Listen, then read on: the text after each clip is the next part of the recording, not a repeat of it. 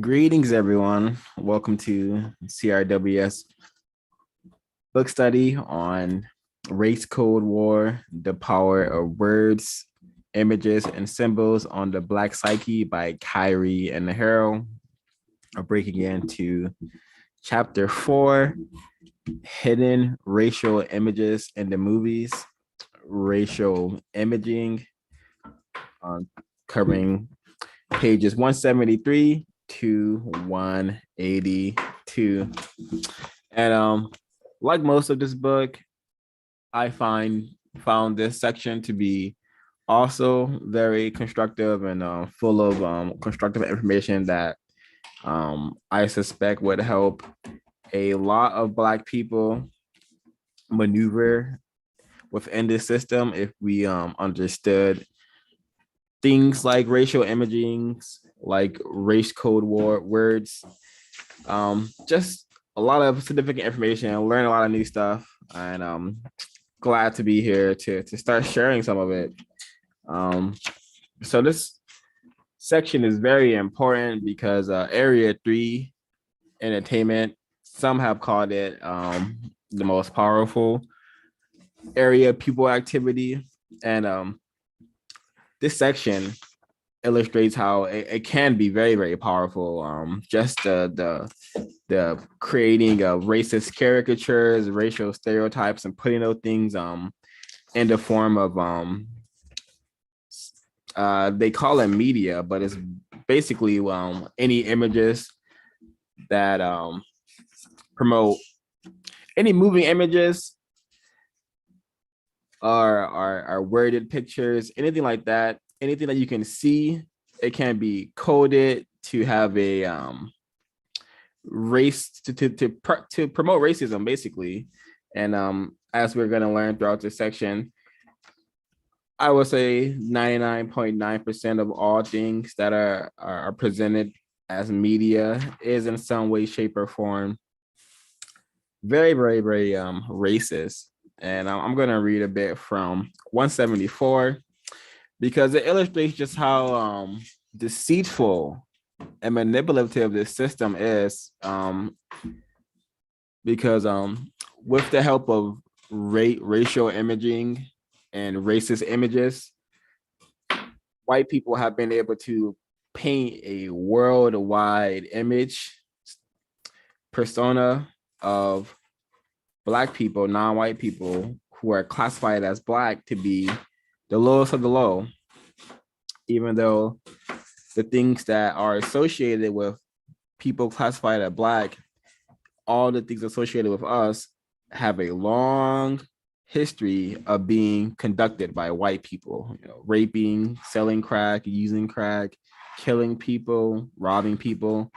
All these things are associated with Black people, but white people are the ones who have a long track record of doing these things. So with that being said, 174, according to the Human Rights Report, white people use illegal drugs such as crack cocaine nearly 5 times as much as Black people. Still, Black males are in prison in some states up to 57 times more often than white males for drug offenses. Based on their rate of drug usage, the war on drugs and drug raids should be carried out mainly in white communities. And then he goes on to like just a little illustrate examples of this of how white people will say, "Yeah, we gotta go fight the crime, go fight crime, stop crime," but we'll never be referring to crime that actually matters, that actually impacts global markets. He goes on to say, fighting crime activities were never carried out against the Russian mafia, despite the fact that they stole billions of dollars and laundered it through some of the biggest banks in New York City. The crime wave, fighting crime, and crime in the street tags were at no time used to describe the outright theft of billions of dollars. This kind of systematic imaging establishes the image of a degraded population that does not have to be treated with dignity and respect, and casts its male and casts its the male population. I think this is a grammatical error that was not taken care of by the editor. male population as a breed of criminals, and it feeds the growth of such oppressive racially based industries as the prison industrial complex. It also used the justification for purposeful economic disinvestments in many Black neighborhoods. Why would a good investor spend money in a community full of thugs, gangbangers, criminals, and rapists? That is the same as throwing money away. So we just learned through just white people presenting, being able to control what people see and think when they look at people classified as Black has been very, very powerful. It has led to the complete sabotage of areas of the world where Black people exist. It has led to the complete and other confusion that we find non-white Black people in all over the globe, I suspect. And yeah, propaganda, racist imaging is very, very powerful. And I'll mute my line to see if folks want to chime in.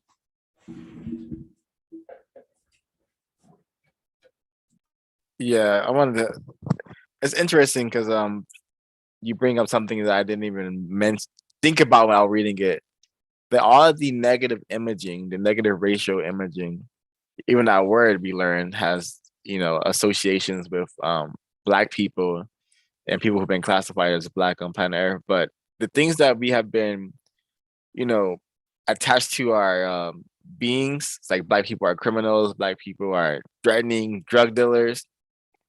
I agree with 0526. Those things are learned and taught white behavior patterns that have been given to non-white Black people, and the power of like mass media communications and mass programming in the form of radio, music, and television. Greetings, Also everyone. film, Welcome to also film, yeah. also film. It basically sorry, I got distracted a bit. It's just it's powerful stuff, and I think 0526 were bringing that up. Lost my train of thought. My error, technical difficulties. But yeah, the and it's so tragic because non-white people who are classified as Black, we just spend so much time and energy, being exposed to what you call mass media communication, which is like TV, radio, movies, social media, whatever we're trying to use to entertain ourselves. We are surrounded by this, and we are the group of people that spend our time doing this the most. While we're doing this, we're being bombarded with racist imaging, racist codes that are basically training us how to be victims. How to be serious about silly things and how to be silly about serious things, and just how in your face racist men and racist women are about this is very telling because I've always heard BET being non-constructive for non-white people, but you never really hear about like how it got that way or just how deliberate white people are and keeping non-white people basically just confused, ill-informed, and focus on silly things. And this ties into creating that image of Black people being folks who don't deserve to be treated with dignity, who don't deserve to be treated correctly. Basically, the group of people that all racial classifications have a ticket to mistreat, Black people included. We've been trained to mistreat each other and get fun and comfort out of it. But he says here on 175, they are told that Black women are prostitutes and welfare queens. These kinds of false images determine how they treat Black people within their own communities. The real tragedy is that young Black people have adopted these images as a sign of status and success. They have joined in the rush to glorify images that are designed to destroy Black people here and abroad. For a minor chump change, they have bought into the glorification of thuggery and criminality and wear it as a badge of honor. And this point here can be seen quite evidently whenever you look in any direction of area 3 where Black people are. You can be found, pretending to be gangsters, pretending to rap about killing each other. Same thing with Black females, that they're now doing the same thing. We're all rapping about killing each other. Just ghetto glorification all around, 100%. Greetings, Regine King from the chat. So what I learned here, go ahead. Yeah, 05. The music. Back to the music thing. I've actually seen an alarming rate of non-white, non-Black people also making similar music where they're chanting rhymes that are about gang-related ways to murder niggas and murder Black people. So I think it's something that has become accepted for everyone to do, and I'm pretty sure it's gonna get to the point where white people are also saying, "I just shot a nigga last week," and a catchy beat underneath it. This we'll get into it a bit later, but these images have dwarfed the minds of many non-white Black people, and he mentions in the book how Black males feel like they have a need to ascend to these ideologies of what it means to be a quote unquote man. And the fact that manhood, whatever that not whatever that means, that manhood in the context of Blackness is just really completely anti-life, kill, murder, steal, and then sell drugs. That's what has been given to Black people, and that's what people think all Black males are up to on planet Earth, no matter where they are. Just going about committing crimes. That's what people think. That's what they're supposed to think. And that's just the effectiveness of racism, white supremacy. Can I be heard? Yeah, go. Oh, I just wanted to add, I agree with what's been said, and specifically on the racial imaging. I think we need to kind of analyze and think about as to why, BET specifically, with the example he gave, I've seen multiple videos on YouTube, of Black people getting on practicing Black self-respect, talking about the race problem, talking about constructive issues with that Black people are dealing with, and developing constructive ways to deal with them. And now almost, I don't know how many years later, 30 years later, none of those kind of programs exist at all. I think specifically about a few times when I saw Dr. Joanza Kunjufu on YouTube, and he was on, publicly broadcast like cable channels, talking about Black self-respect. And now seeing that, I was kind of in shock. Like, I can't believe that they allowed a Black person to come on the air and talk about stuff like this, because that is almost unheard of now. Nowadays, all we see is when a Black person gets on the screen is a ghetto glorification, mass ghetto glorification, as some of the people on the panel were talking about. The only time we see Black people talking about anything is it's either about sports or entertainment, and it's almost 9 times out of 10 not constructive. And I think that is because of racist man, racist woman choosing what they want to promote, right? In the passage when he's talking about BET overnight, when the Black, I think he's a Black male, Robert Johnson, when he sold his majority share to Viacom, the white majority share media conglomerate or whatever, overnight, they got rid of all the constructive Black programming. And now BET is largely full of silly, unconstructive, just nonsense, a lot of racist propaganda, if you ask me. I could be in error. I don't watch BET a lot, but from what I've seen, a lot of the shows that come out from BET, that's mainly what they're revolving around. So I think that is something that Black people need to analyze and think about as to why these issues are no longer being shown. I think one reason I think of was maybe somebody would think of because racism's not an issue anymore or a problem, but clearly racism still exists. Clearly racism, white supremacy is dominating the planet. So why are Black people not talking about it on a so-called Black TV network? Mine. Yeah, precisely. If it's being Yeah. talked about anywhere, it should be a place like so-called BET. But I saw Helen and Smoky Diamond just wanted to chime in. Go, Helen, first if you want to go. No, go ahead. It's fine.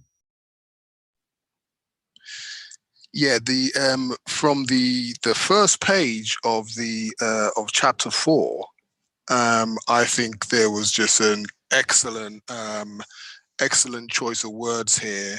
Well, actually, let me just start first with the title, Racial Images in the Movies. I don't know what racial images are, but just my VGQ, I would say racist images. I know what racist images are, images projected by a racist man or racist woman.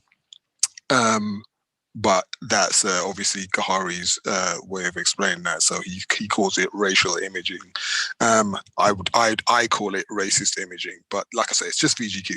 But then I think there's an excellent choice of words here in the second paragraph of that on chapter 4 when he says. When visualizations are attached to certain words or symbols or placed subliminally inside other images, it is part of the purposeful development of a visual or verbal depiction to achieve a specific propaganda result.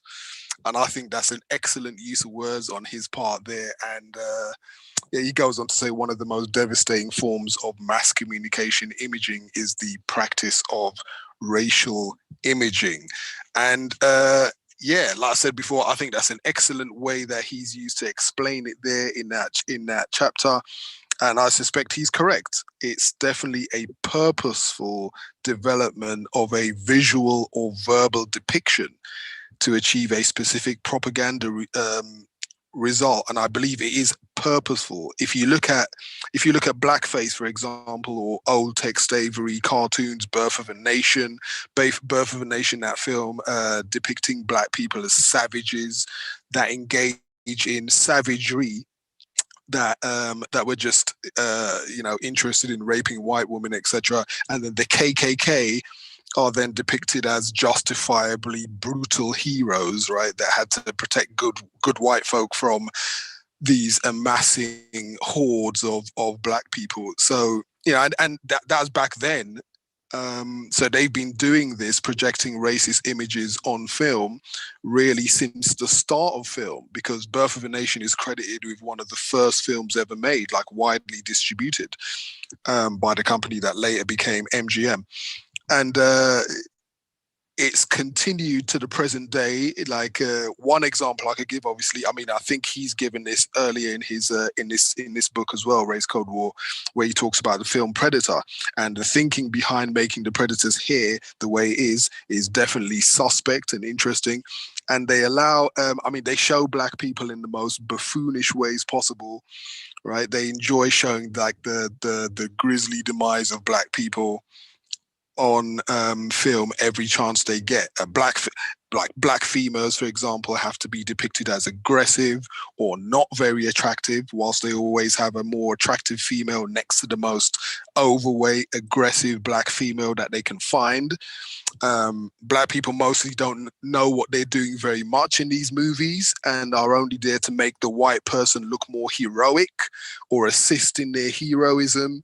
And most films that apparently, another thing, most of these films that apparently cover the subject of racism, 99% of them, of the time, they're told through the suspected racist mind of a racist suspect. So the result of that is that most of the so-called insights into the subject of racism, white supremacy that we get as non-white people are actually by the perpetrators of racism, racist man or racist woman. And that is just obscene. That's an obscene spectacle. I mean, that's insane when you think about it. You know, I mean, I've you know, it's like if you see a rapist talking about how bad rape is, you know, they may have a tendency to mitigate their crimes, you know, rather than hearing from the victims. Another example, like I don't really see Nazis talking about what is commonly known as anti-Semitism. I usually see and hear victims of it talking about it and controlling the narrative of that as well. And you know, long may that continue. And likewise, the narrative when dealing with racism, white supremacy, definitely should be, you know, that narrative definitely should be controlled by the victims, not the perpetrators of that. But on film, like I say, whilst racist man and racist woman are in control of film, this is what we get. We just get racism, white supremacy in the form of entertainment. But yeah, this chapter is definitely very, very interesting for me. I think Kahari and Nahara has done a great job on this chapter 4. I remember an excellent program back in the day called Like It Is when I was thinking about BET. I was never a fan. I wasn't a fan of BET, but there was a program called Like It Is by Gil Noble, and I think that was an excellent program. I just happened to stumble across it, just changing the channels, zero promotion, very constructive conversation, interviews, and I just wanted to say that. Completely agree as well. I remember Like It Is as well.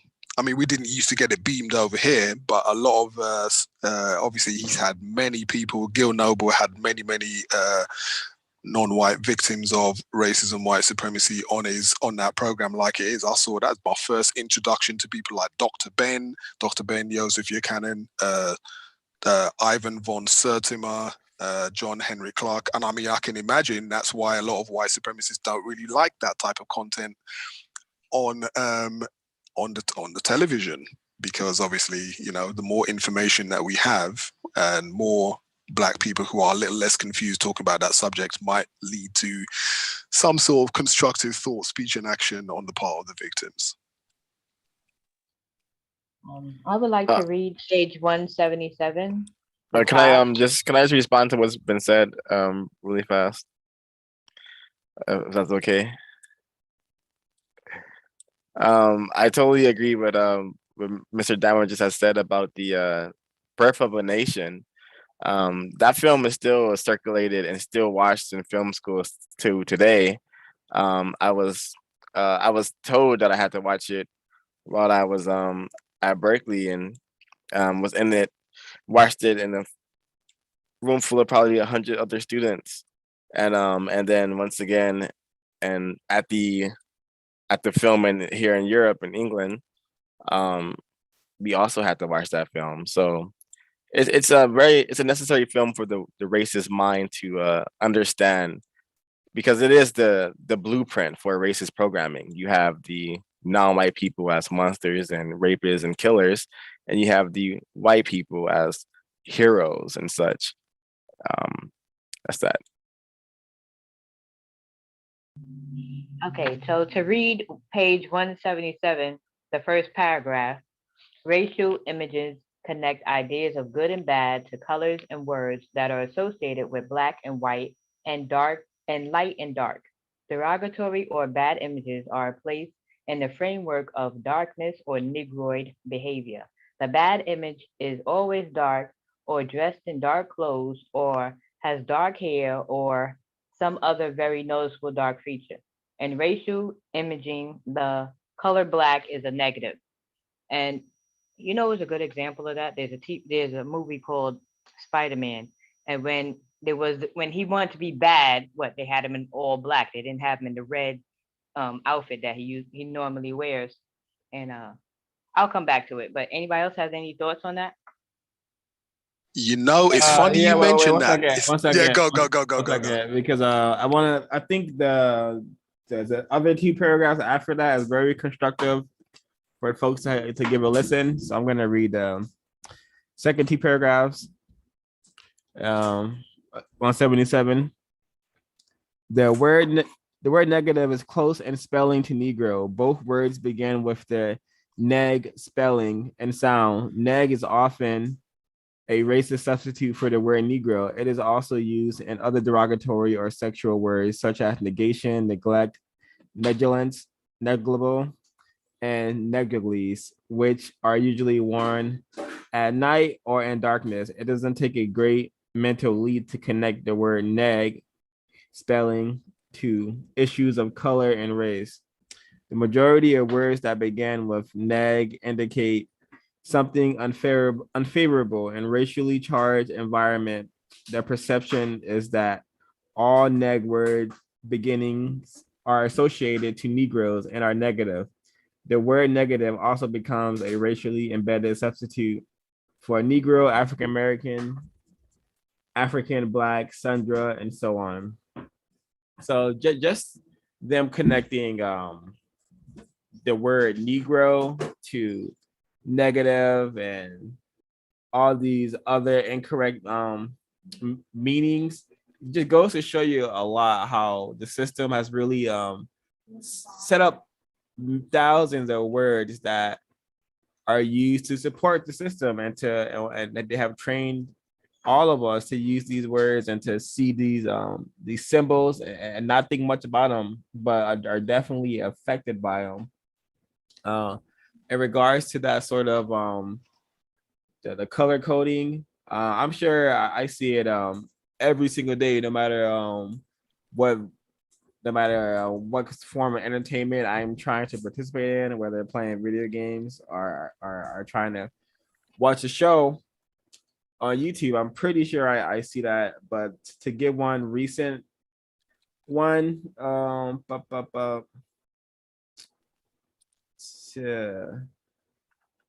yeah, to give a recent one, I can't say if I've seen anything that was too. Actually, yeah, I saw Venom 2, Let There Be Carnage, and there's a there's basically that throughout that film, there's a whole bunch of I want to say just Black people being silly going on, and Black people being presented in a really cruel way, and it's hinted that a Black female in that film is very interested in having sex with an alien creature, and its long phallic parts, its long phallic limbs. So yeah, that happened in Let There Be Carnage, Venom 2 or whatever. Black females, and she's being raped by a white man, and on top of that, alien creatures, and she's presented to be really crazy, really wild, and really annoying. And I'll be my line. I totally agree, and thank you so much, Helen, for bringing up the black goo that is very popular and the racist war against Black people. So I've seen a trend where there's always some type of black goo that's associated with negative, quote unquote, dark energy. Black substance. Yeah, and the film Spider-Man, like Spider-Man 3, it's actually classified by the people who rate these things and write reviews for these things as the worst Spider-Man. And to me, it's supposed to be, because it's a Spider-Man where he's symbolically Black, so he's of lesser value. And it's just really interesting because it's just all them films are the same, and they're all about a superhero. And that black goo also comes back in the newer film. So they're not ever gonna stop the programming. They're never ever gonna stop the race war until we have effective numbers, actually talking and bringing it to a more visible standpoint. Yeah, just to echo on what Helen B said about the Venom character, I think it's really interesting that the so-called Black Spider-Man is called Venom as well. Venom. So in order for Spider-Man to be bad, first of all, he has to be black and he has to be called Venom. And I think it's interesting that why wouldn't the suit just be you know, the black is obviously a different color from blue and red, what his original costume is. So why didn't they just make the suit white? And I think people should really think about that. Non-white people and white people, anyone listening to this should really think about why isn't Spider-Man's Venom suit white? You know, it's just the same thing: good, bad, dark, light. Right? Everything has to be. They've just programmed us to just have this sort of weird fixation on things being light, being somehow better. Even like sometimes, I mean, I think I heard the other day when it was another non-white person who was talking about intelligence meaning illumination, right? So again, associating intelligence with something light. I mean, I don't need illumination, I just need clarity. This sort of obsession with light, and you know, being taught to have a really, really strange obsession with brightness, lightness, basically anything associated with white. And now when we look at, when we look at dark things,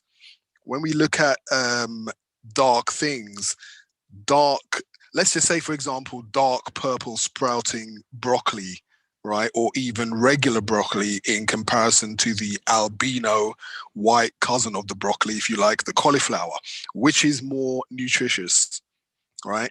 Are darker apples more nutritious than lighter varieties, right? Is dark quinoa, in case anyone doesn't know what quinoa is, it's a sort of like it's a grain, basically, quite nutritious, right? But is dark black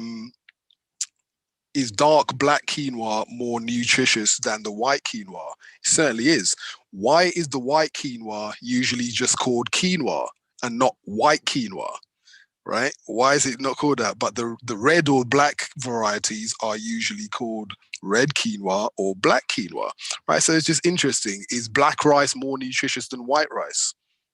It is, right? Red onions are more nutritious than white onions. Are black sesame seeds more nutritious than white ones? Is the darker soil of the earth generally more nutritious than lighter colored earth? So yeah, I think we should really just think about things like how they project dark things, just the word black on movies and just in general speech, and the way we're conditioned to think of anything to do with light or white, etc. I'm Malone. Something that came to mind about that passage was recently I watched a program called Hellbound, and the images in Hellbound, the ones that take your soul or destroy you, are dark, extremely dark, black. Also, okay, this is a story. Former President Obama, when people want to make a joke about their cell phones or about somebody else's cell phone, saying that it's of lesser quality, they would call it an Obama phone, which is incorrect. Obama, the former president, non-white black male, he has nothing to do with the making of the phones. The government, aka white people, made those phones, gave the rights for people to receive those phones, correct? So if someone wants to make a joke, which is incorrect, and say that a phone is of less quality, they'll say Obama phone.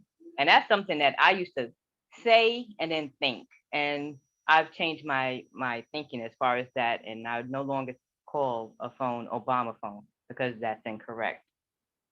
Notice when when anything wants to be projected as evil, it's always black, really dark colors, and light is supposed to mean good. And but when white people, when they want to project themselves as being intelligent, smart, so-called sexy, they wear black, the little black dress. 007, if you don't know, if you're not familiar with him, he's a spy or whatever. He wears a lot of black suits, dark suits. So yes, people notice that. Notice how they're putting these images, they're projecting these images on us, and we're taking it in and not examining them. Yeah. Dark has always been associated, like it's like it's really a mix because dark is associated with being powerful, but also with fear. We see race soldiers all counties throughout the globe. Mostly, what color do the race soldiers wear? So-called police officers. They wear black. So very, very accurate, and that's something we could easily just pinpoint in all movies. The heist movies. What do the white collar criminals wear before their big heists? Usually black suits, black shades, black gloves. So very easy to see the color codedness of it all.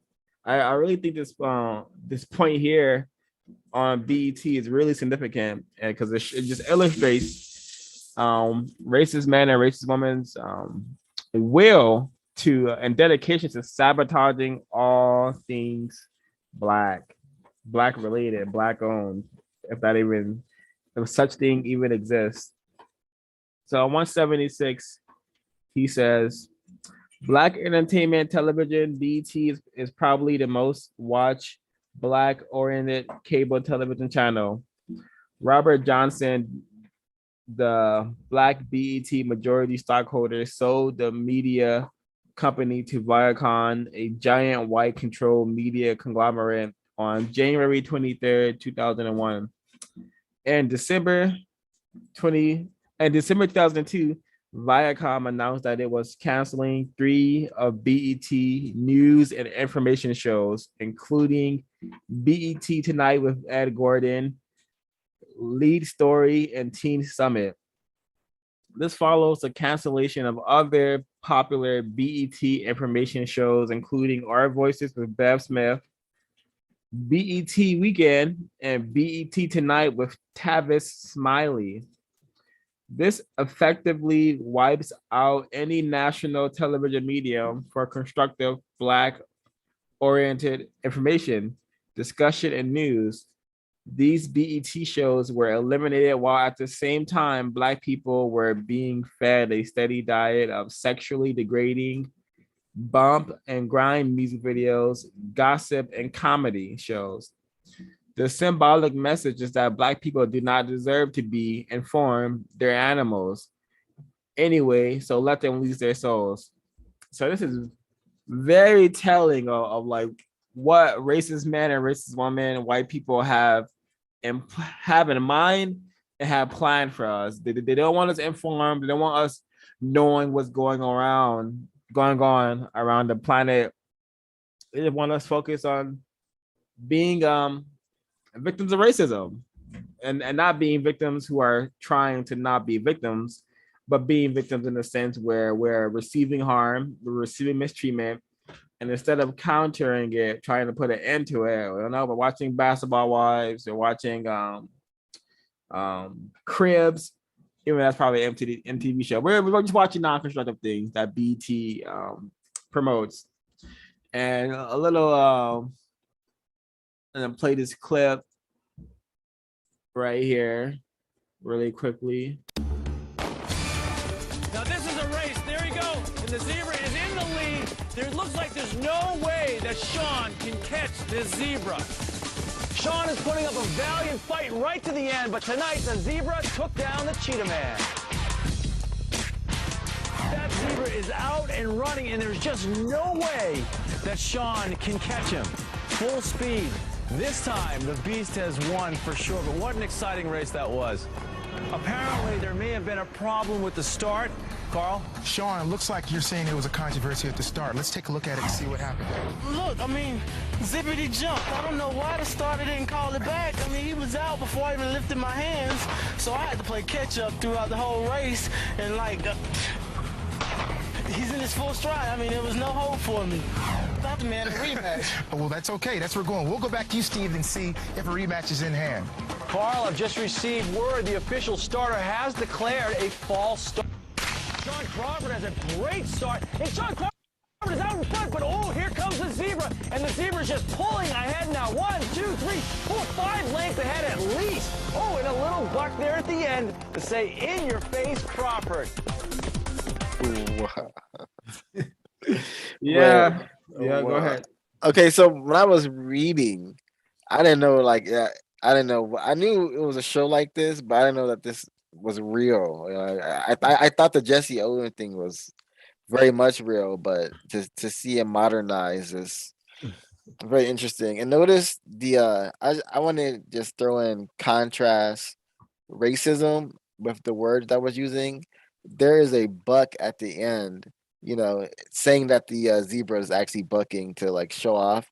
It's just associating the black male with the buck because as he's saying buck, you see the frame of the black male and the fact that even even on a show called Man versus Beast, the black male can't win. But of course they can't win because it's unnatural to race animals. It's unnatural to race other species. It's very like it's unconstructive. This is not supposed to be happening. And of course, by showing this association, you are giving people the visible representation of like a black animal, a black running animal, a black male who is running next to his fellow animal, and this is very hyper racial programming. It's very intense, very in your face, and very unapologetic. And there's a lot of contrast racism and the tone of the reporter's voice, the guy who's presenting. Really interesting stuff. Yeah, I think white supremacists really enjoy that type of depiction. Like you rightly said, it's decoded that it's just animal against animal. That's the way white supremacists like to portray us, and they really enjoy that type of depiction. These types of practical jokes against their victims that just play out and play out and play out and play out for as long as possible. Yeah, that's just it's just buffoonish, stupid, non-constructive nonsense. Yeah, indeed. I see this right up there with a lot of the shows Black people have been conditioned to spend their time and energy watching. This is as racist as hip hop's top 10 music videos of the week, or stuff like that. Because it's not we're not being shown images of Black self-respect or Black seriousness. We're just seeing things that go against just the natural existence of how this planet should be. And yeah, this is I'm sure white people see this and they get a huge kick out of it because the average Black person that will see this won't think much of it. Besides, that's kind of interesting, or but a white person seeing this, could probably get a huge laugh because this is crazy. And this is I saw a video of a white man competing with a bear, but the way it's presented is way different from how this is being presented. Anywho, yeah, Just white people. sorry, just quickly out of Neely Fuller Jr.'s code book, the word guide, one point there where he's got under the refinement stage of racism, white supremacy, i.e. the liberal side, point 3, where he says providing and encouraging various forms of entertainment that have the effect of diverting the attention of non-white people away from serious matters such as economics, education, politics, etc., etc. So I just thought I'd just read that. That's exactly what white supremacists enjoy doing. I also wanted to add this was absolutely ridiculous. I totally agree that this is a huge distraction. We're in a war. And also I wanted to add that he's also racing a zebra, which is only found on the African continent.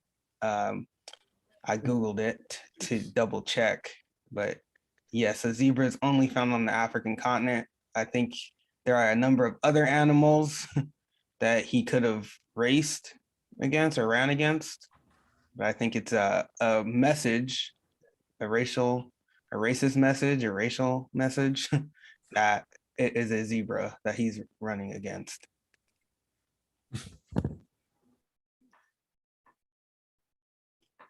Indeed. So there's a list, a really constructive list, short, where he lists like phrases and words that mean bad guy and good guy. Like for example, bad guy is a black cat, black horse, black knight. Good guy, white hat, white horse, white knight.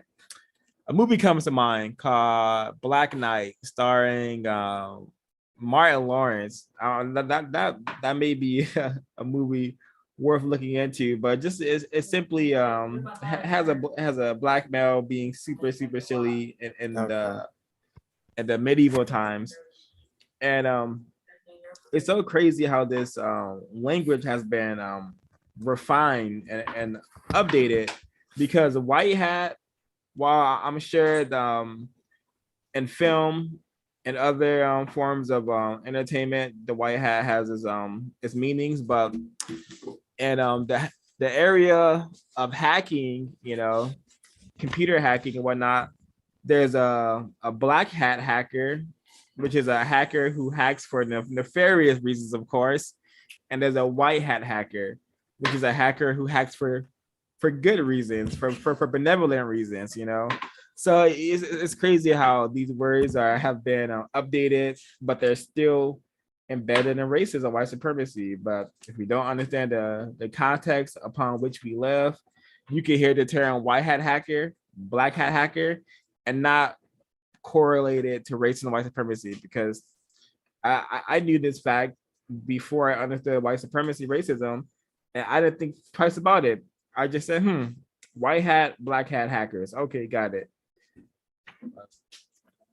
Just goes to show you, if you don't understand white supremacy, racism, everything you think we know, I thought I knew, was I didn't really understand. It's And like there's that the dark web.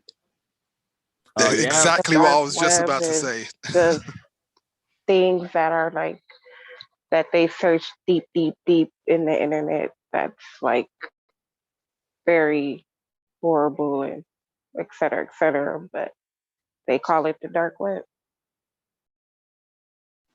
Exactly what I was about to say. Dark web. I don't even know what is dark about that that internet space. I don't even know why it's dark. And he's got here black lie, and I've heard that expression for many years. Black lie. I didn't even know a lie could actually be a color.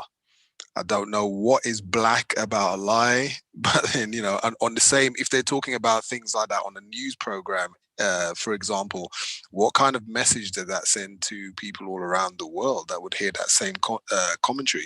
They'll talk about black lies. That's a really big, bad black lie that this person told. And then afterwards, they'll talk about black people. You can have a black lie and then talk about black people. So it's definitely purposeful and definitely deliberate. It's really incredible that they also have white lie, and I grew up thinking, oh, a white lie, that's a good lie. A white lie is not a bad lie, but all lies are incorrect, I suspect. And then white supremacy is so powerful that they have the saying, oh, just a little white lie.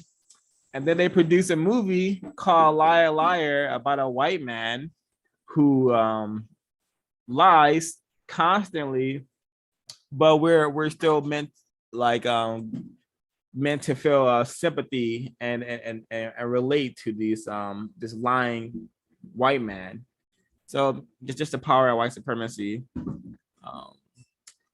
And now we're getting into the discussion of more Sam's. It's been discussed in the chat, the color code, which is what we've been talking about. What I don't know if anyone's named it yet, but the color code, the 180.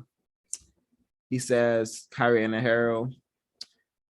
One of the more recent examples of color coding was the 1978 motion picture, The Wiz, that starred Diana Ross and Michael Jackson. The picture was a takeoff on the Broadway musical featuring Stephanie Mills and the 1939 Wizard of Oz with Judy Garland.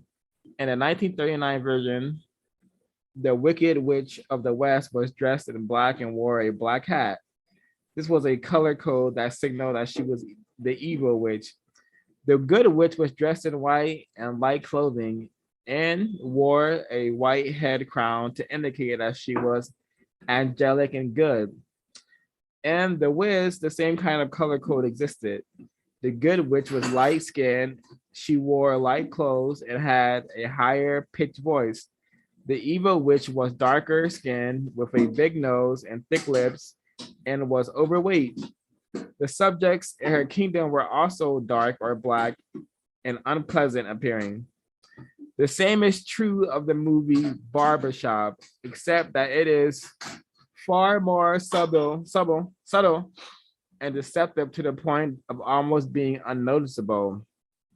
The good characters, Ice Cube and his wife, are tan to light brown skin. The good barber, Rick, is light skinned and he is innocent. He is the innocent victim of the two dark skinned criminals. So I'm gonna play the trailer for Barbershop 1, and then we can finish up the discussion. It began as just another day on the south side of Chicago. All right, now listen up. Give me your wallet and your Jordan, won't be no problem. Eddie, leave them boys alone. Sit down. It became an extraordinary day at the barber shop. I need a cut. A little off the top, long in the back, but not quite no shag. Slope to the left like Gumby. Eddie Monster in the front, a little Wycliffe on the right. Come on, hook that up for me. From MGM Pictures and the producers of Soul Food and Men of Honor. Push it through. Hey, hey. Ah, my finger! You wanna know how I really feel about you? Just think about that baby face saw. Which one? You ain't there to tell her. All of them, baby. If you don't pay the property taxes, the bank is gonna foreclose on the shop. I made your father the same offer, but you're a better businessman. You got vision. How could you sell this place? You know we're trying to get our recording studio off the ground. You can't give this up. Ice Cube. Your father wouldn't put up with this mess. Do I look like my father? Yeah? Yeah, you do, man. Pretty much, in the nose. Anthony Anderson. Sean Patrick Thomas. Eve.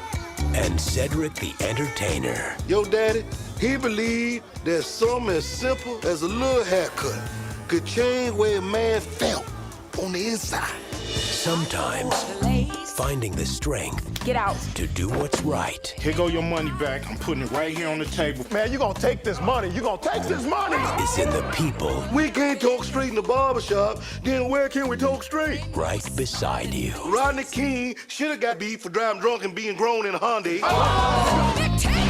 Barbershop. Get you good. Hey, y'all, look at this lady. Oh, man, what kind of car is it, man? Cameron. Oh, man, now that's a good car. I got one of them. I just bought one.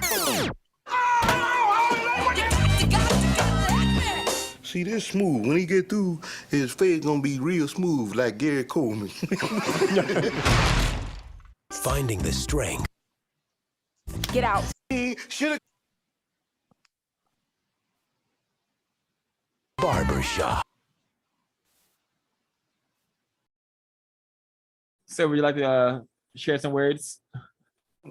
I remember watching this film when I was very young, and I used to enjoy this movie. And now after reading about it, my memory came to me, and I understood. Wow, what a programming machine, basically, because as any person wants to see people who look like them on TV if they watch TV. So being a youth and being very young, a film like this, you know, it attracts Black people, basically.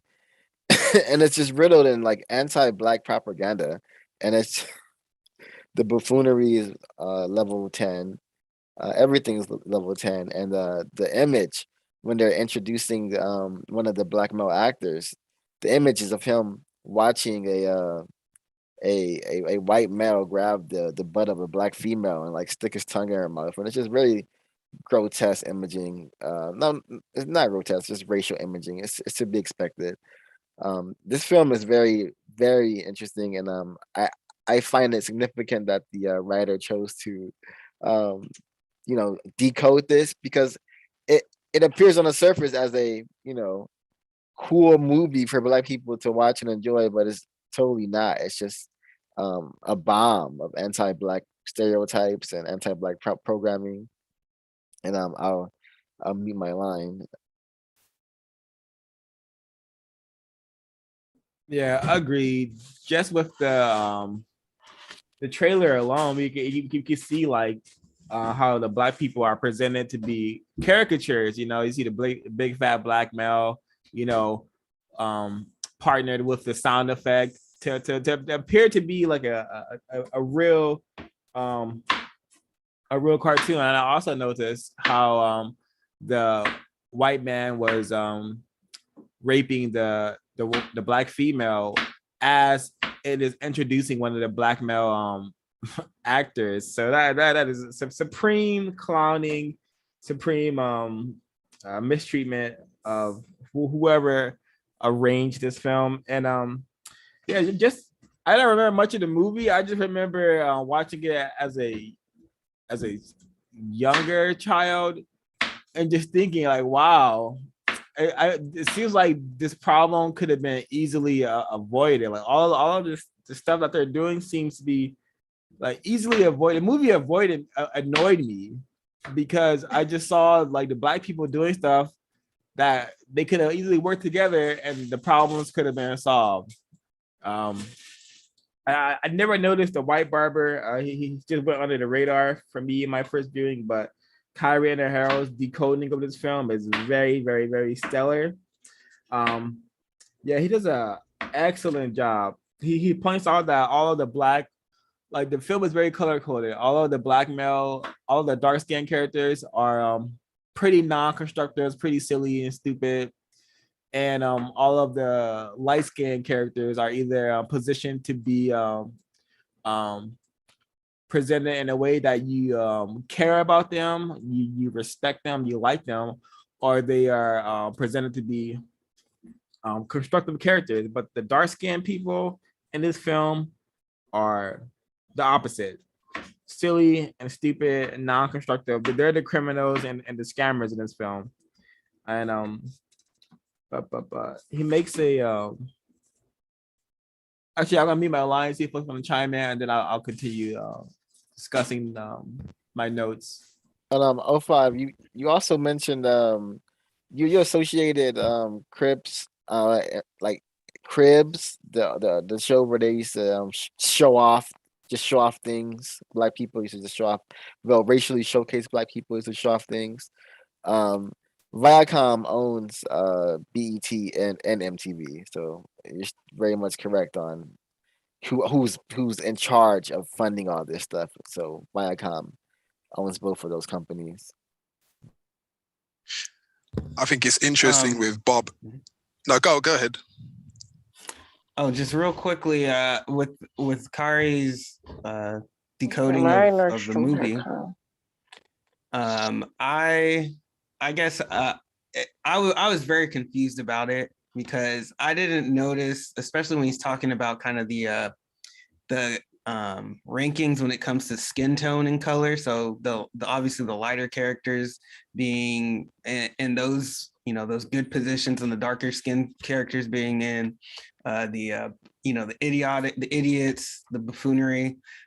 Usually I tend to only pay attention to when there's a white person in the film, like okay, what are they doing? How are they practicing racism, or where are they trying to show me? So I thought that was very well said and very well done by the author. That definitely helped alleviate some of my confusion, because I definitely was not aware of that. Especially in that film. I've seen Barbershop a number of times, but I would have never put that together. So I think that's something that I'm gonna pay attention to in more movies, especially so-called black movies.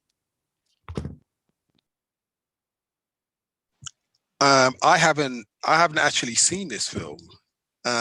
But it does remind me, especially the part where Kari and Ahara is talking about the white barber in this film, and it reminds me of a clip that 05 that you played in an earlier program of the broadcast of the Rips, Racism in Plain Sight, where is a white female. She was speaking inside of a car, and she was using all this kind of, quote unquote slang terms that are generally associated with black people. And interestingly, Kahari and Aharo here is talking about the white barber, and he says his looks, haircut, clothing, voice, use of language, and mannerisms are symbols of racial adaptation. And when I think of like other programs that have depicted like white people who are around quite a few black people, and when I look at that girl from that clip using just like really, really silly terms, etc., and just the quote unquote what we call black scent, what people usually call black scent, I don't look at it like she's been forced to adapt, right? Because she's not forced to adapt. White people aren't really forced to do anything that black people are doing. They do it through choice. So it's not racial adaptation, I don't think, just my VGQ. I just think it's refined, deceptive racism on the part of people who are classified as white when they come around black people. And, they sort of blend in to more easily deceive us. And I think it's interesting with that character, the white barber, we're not kind of led down the road of thinking that maybe he's practicing racism. Why, how do we know this white barber isn't racist? And I think it's interesting that the film probably doesn't go down there. I mean, like I said, I haven't seen this film, so people can correct me if I'm wrong, but I doubt probably if they're just showing this white person as practicing racism, white supremacy, whilst he's among these black people.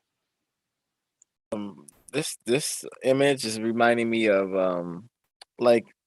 I guess there's a lot of these types of relationships that are depicted in films and racist propaganda, because this reminds me of Dune. We saw the black male with his like running with the stuff on his hair. So in the new film Dune, which is a really popular sci-fi film. I think the director's name is Dennis V something. Can't pronounce his last name. I don't know his last name. But in the film, there's a similar relationship. White male with black female. Raping her by even engaging in sex with her. And there's a scene where these people have to fight. The white male, the main character, has to fight, and he fights this black male character, and the black male is fighting like someone who's untrained, using all emotion. He's screaming and howling, very animalistic, and the white male has to put him down, basically kill this black male, and then they wrap his body up like nothing happened, and then he goes back to having the comfort of the black female. And this film came out not that long ago. This is they're planning a part 2 already. It's already in development. So very, very interesting that going back to 2001, we could see racist suspect engaged in racist behavior with a black female victim of racism, white supremacy.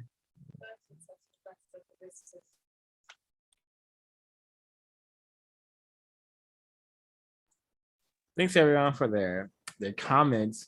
Yeah, the white barber, very, very telling. I wonder if I should read it or just paraphrase it. It's why it was 23 paragraphs. I think I do a little of both. From 182, Kyrie and Hero states, the white barber feels so secure that he even brags that he is blacker than one of the darkest skinned males in the cast. This kind of open racist hostility could only happen in a black movie. The males in this movie are powerless and defenseless. The white barber is allowed to say or do anything he wants, and it is all right with the black males. This is the height of racial degradation, and disrespect, because it says that someone is so good that he can come into your sanctuary, defile your woman, and eventually take over your operation and run your nation. The appearance of the white male within a black cultural setting also indicates that a new racial penetration is about to commence. It is also a message about the beginning stages of taking over another black dominated service industry. The intrusion into a black dominated setting is a symbol of what has happened to black people for thousands of years. The predator innocently camps along the banks of the happy village and acts very friendly. He interacts with females and through them gets the approval and acceptance of the males.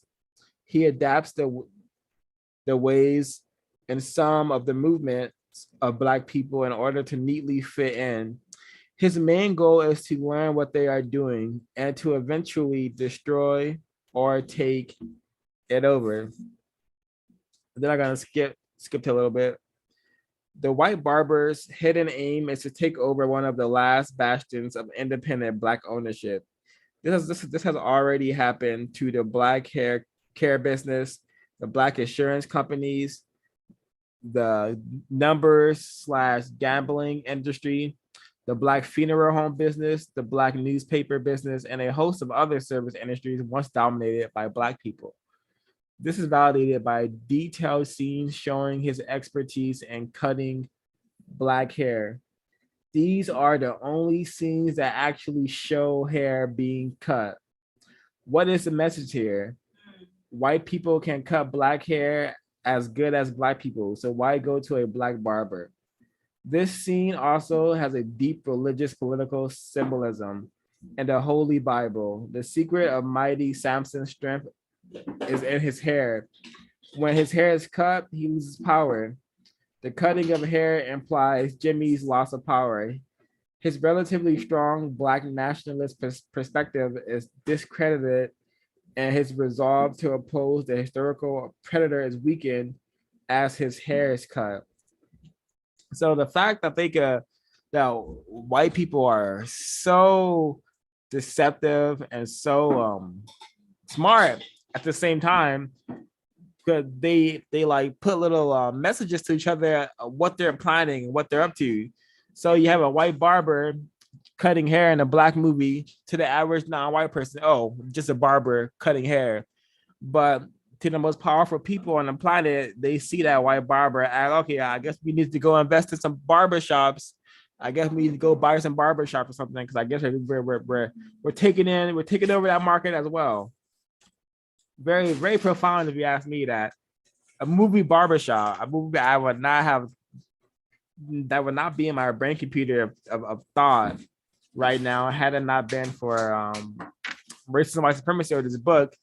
Such a movie can be littered with racist propaganda. It's really telling. And this is probably the case for 99.9% of the films that we watch. All entertainment that we consume is coded in this way, which is why it's one of the very first chapters of this book. The intro actually talks about how racism is hidden in plain sight, and it's black people's responsibility to know how to see it, decode it, and counter it, or else we're gonna be slaves forever. We're really gonna be slaves forever. I'm gonna die. Sarah's gonna die. We're all gonna die. And then 50 million years from now, if you haven't solved the problem, we're still gonna be niggers, victims of racism. So you gotta solve the problem. We gotta solve it ASAP. I mean my line. Agreed. Very much true. Go for it, Smoking. I was going to say the fact that there's a white character in this movie in the first place is very suspect to me.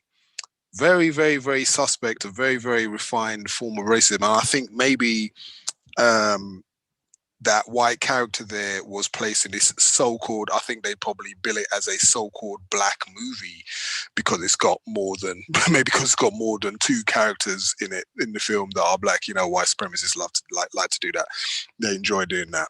And yeah, so when I think of the fact that there's a white character there among so many black people, I think it's definitely deliberate and probably done on the one hand because when I think of who the target audience is for that film, I think it's billed as though it's for a black audience, but actually it's probably for a white audience, and it makes white people more comfortable with seeing a white person there on screen who's in a dominant position, probably a more dominant position over all the other characters, the black characters in the film. So I think it's a really sinister and deceptive way of racist man and racist woman just practicing racism, white supremacy, and as Kahari Yanahara says, apparently the only images of hair being cut is by this white person, by this white man. So yeah, that's really, really suspect to me. I'd urge people who watch that film, just who is the target audience?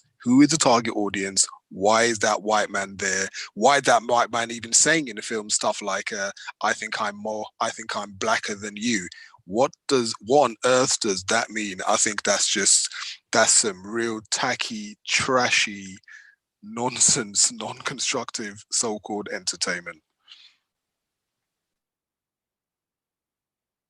If I'm not mistaken, Ice Cube is the director of this film, plus he wrote the script for this film.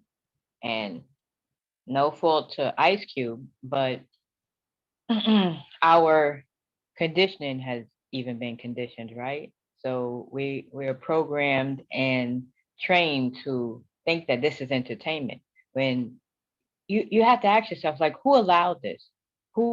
White people had to, without white people backing this film, the production of it, et cetera, this film would, it would not have been made. And I'm kind of going to go off topic, but I'm still on topic.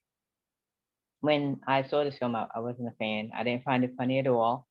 And white people are just making a mockery of us with this film, allowing it to be made.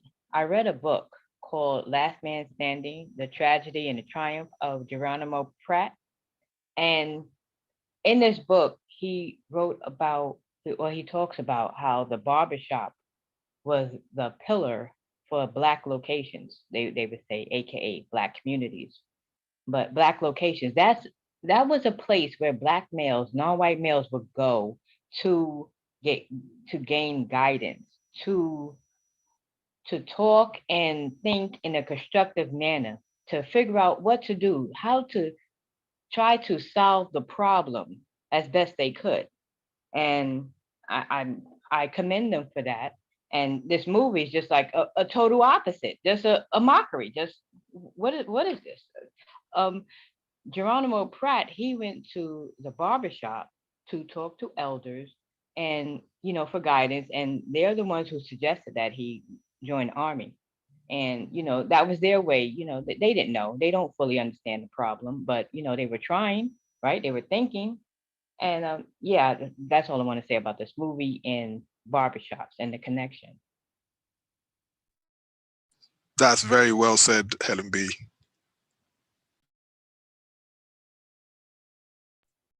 Yeah, it's just really this applying a counter racist lens to this film, you can learn a lot, and why a counter racist lens should be applied to everything is also evident here, because you have this if applying a counter racist lens to this white character here who's the only white person amongst black people is highly suspicious.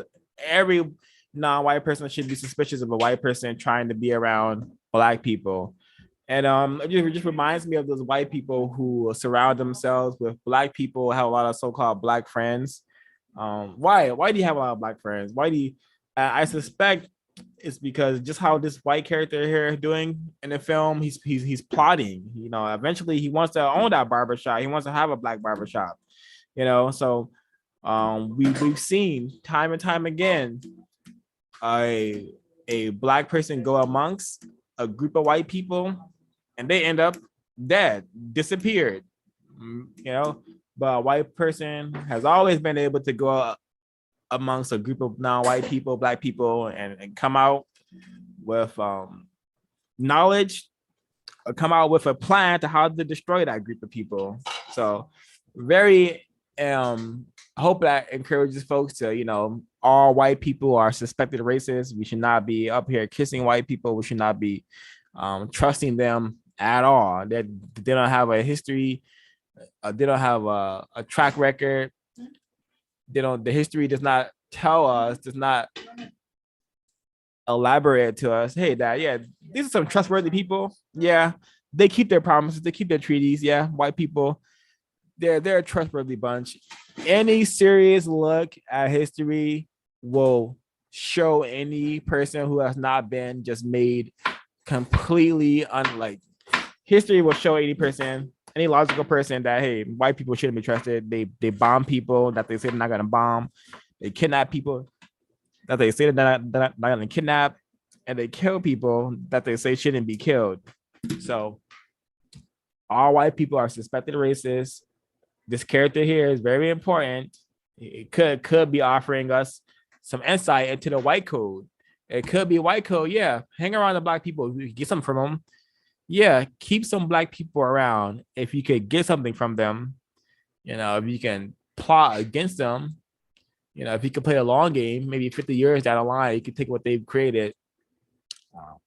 That's what this He character reminds me of. basically infiltrated inside a barbershop, but he's not like, he's not the main focus, so everybody's not gonna really detail it or see it the way that they're supposed to see it, because he's not the main focus of the storyline.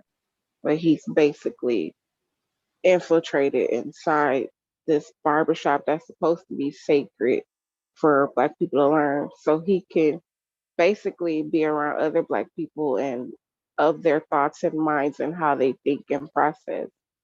Basically, he's learning the game without even having to be uncomfortable. You know, Carice, that's exactly the word I just wrote down here. You just took the words right out of my mouth. That's exactly what I was thinking. In a system of race and white supremacy, black people are forced to adapt. White people are not. These white people that come among black people infiltrate. So this is why I had the problem earlier when I said VGQ, racial adaptation. I don't think that white person is adapting. I think it's I think it's infiltration. He's infiltrated those black people. And yeah, thanks for that insight there, Carice.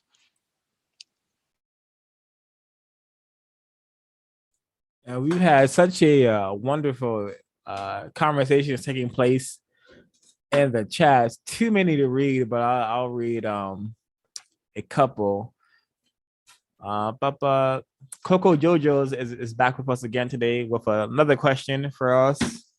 I think the question will veer us off topic though, but I will ask it. Maybe we can answer it for at the end for closing comments. So I'll ask the question now and we can answer it for closing. And Coco Jojo wants to know, did you guys think there will ever be reparations paid? And that's the question. Let me see. Regine King says, this section really exposes the refinement of the RWS system. We are constantly told there are more visual learners than any other learners, especially since we understand people don't read.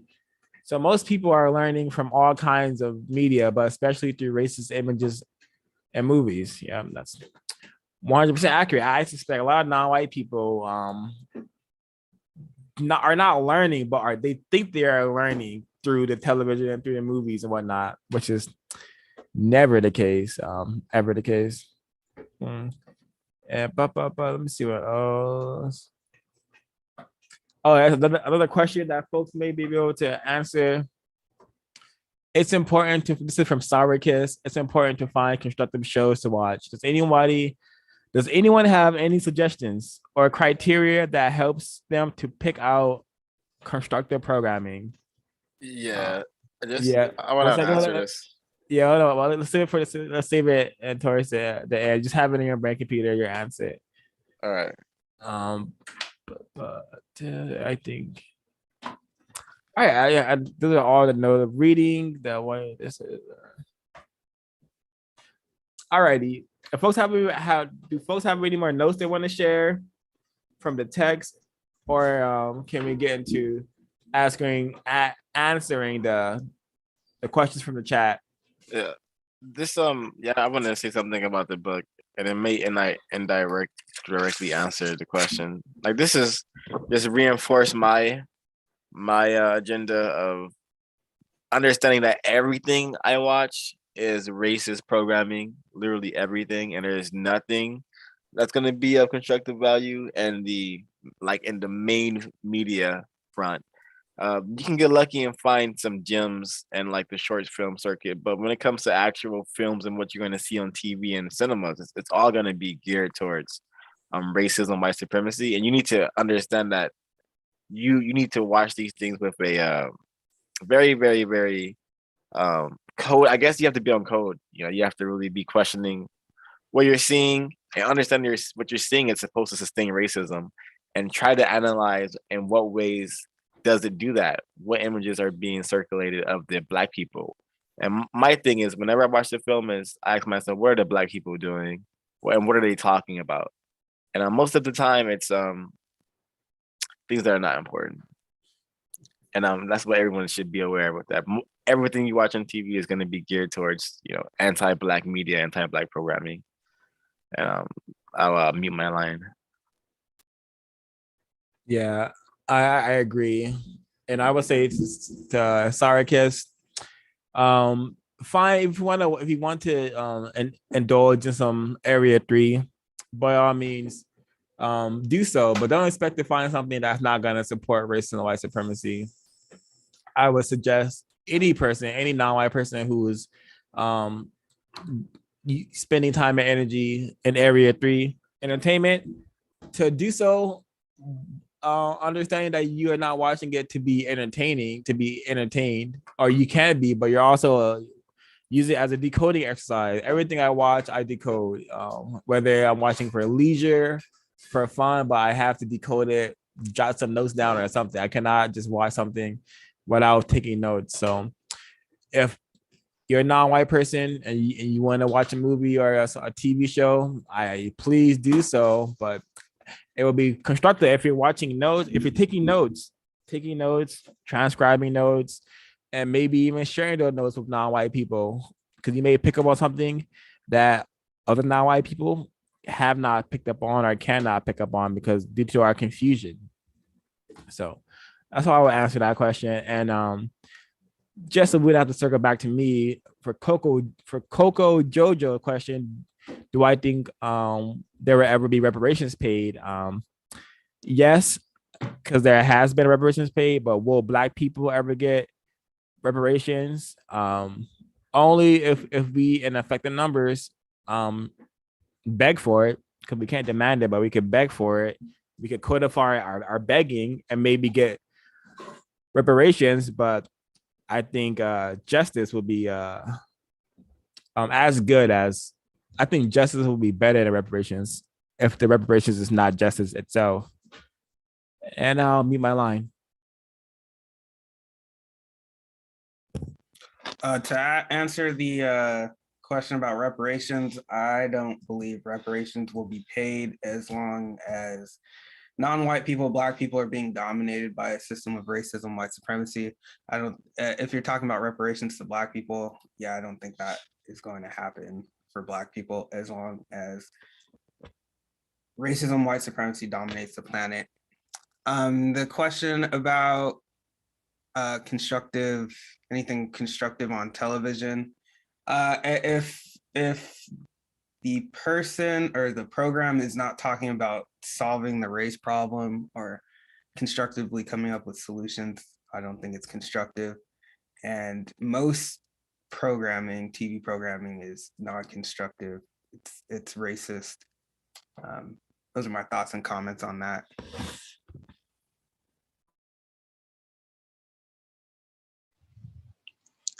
In terms of reparations and will it be paid or not, I think it will be. I think it will be paid, but it won't be adequate. I mean, how can it be? But I think it will be paid. Yeah, but like I say, I don't know. I don't think it will be adequate. I mean, because we still have a system of racism, white supremacy, and in terms of entertainment, just keep in mind that racism, white supremacy is in everything. I mean, that's not an exaggeration or hyperbole. It's in everything. Just keep it in mind. There's no way to find quote unquote entertainment in a system of racism that's not being poisoned with racism, white supremacy. It's always going to be in there. I mean, you know, read it. That's why Dr. Wilson says reading is better than watching TV. It's more constructive. You're going to get more entertainment, quote unquote, probably out of doing it. You get a lot more constructive activity out of probably reading some material. And I mean, as a form of entertainment for me, sometimes when I'm listening to a less confused victim questioning some white people, I get a lot of entertainment out of that because it's what is loosely called edutainment. So it has a constructive effect as well. And I'd say if people haven't heard Peggy McIntosh, white privilege phrase inventor, being interviewed by Gus T. Renegade, look in the Cow's archives and check that interview out. That'll be entertaining. I found it entertaining, certainly. Listen to the Barbara Trepanier interview on in the Cow's archive. That is I found that definitely entertaining. I've listened to that a few times. Huge source of entertainment and very, very educational, very, very constructive as well. A hell of a lot more what I'd call entertainment or enjoyment out of things like that, rather than watching trash on TV or television or film.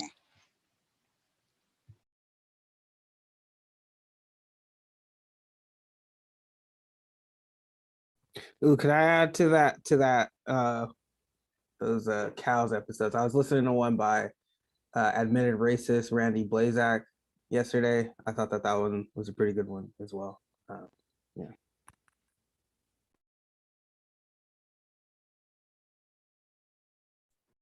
Excellent suggestions. Yeah, I would agree.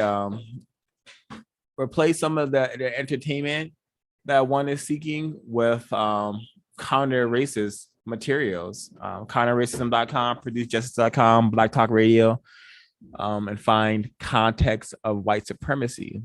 And also these playlists on CRWS, they made some of them, I'm sure, are of constructive value. If you want to get a little bit more practice on how to decode entertainment, maybe check out some of our videos. Also, the Cows broadcast on film, Dr. Kevorkian on the Cows, super, super entertaining, and you can learn a lot. You can learn so much from those as well.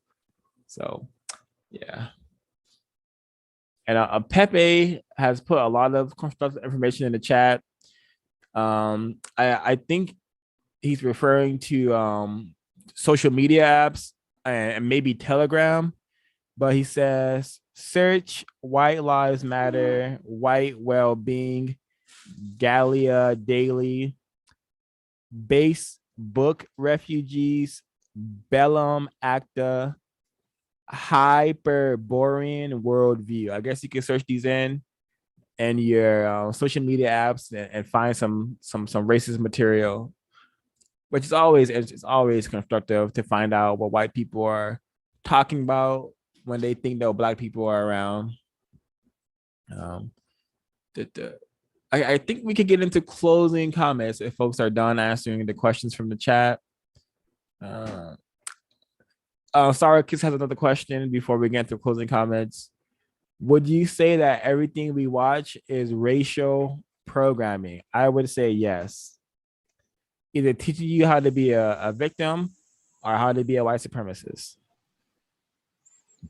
I would fully agree. Every form of entertainment I've ever seen supports the system of racism, white supremacy. I don't think there's any way to avoid that. You're just going to have your counter. You're just going to have counter-racist thought, speech, and action in your mind when you view this type of material. I don't think there's any way to avoid it. I challenge that person who asked that question to not find it, to unfind it. Don't try to watch something and tell me if you don't see racism in that program, whoever asked that question.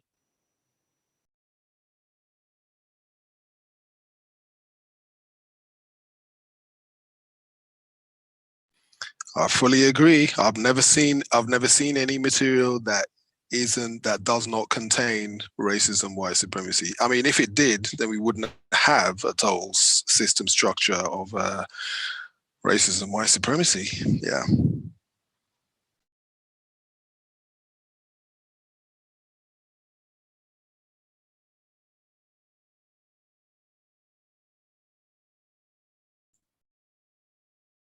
Okay. Go ahead, Smoky Damages.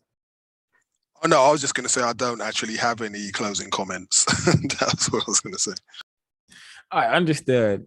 All right, would anyone like to get us started with closing comments? I'll go ahead and start. I just thought this was a constructive business meeting as always. The information that the author is sharing with us in this book, I think, is necessary. It's very helpful when it comes to decoding and understanding the symbols and images, and often it helps me alleviate some of my confusion when it comes to understanding the system of racism, white supremacy, what it is and how it works. I am of the opinion that everything that I see, especially in the media, is 9 times out of 10, 10 times out of 10, racist propaganda. And this helps me understand it on a deeper level. So I'm looking forward to the next business meeting. Thank you. I agree with what has been said, and very powerful book this is. And I look forward to the next business meeting. And I look forward to actually watching more films and really figuring out what's going on, because there's multiple stories in every film. And there's the story that they say the film is about, and then there's a story that they really want to get into your subconscious. And that is what really guides your thought, speech, and action, the subconscious programming. That's what I suspect, at least. Like, share, and subscribe. Thank you for an excellent business meeting, and I'll check y'all out on the next one. Thank you all. Ms. Crees, would you like to share a closing comment?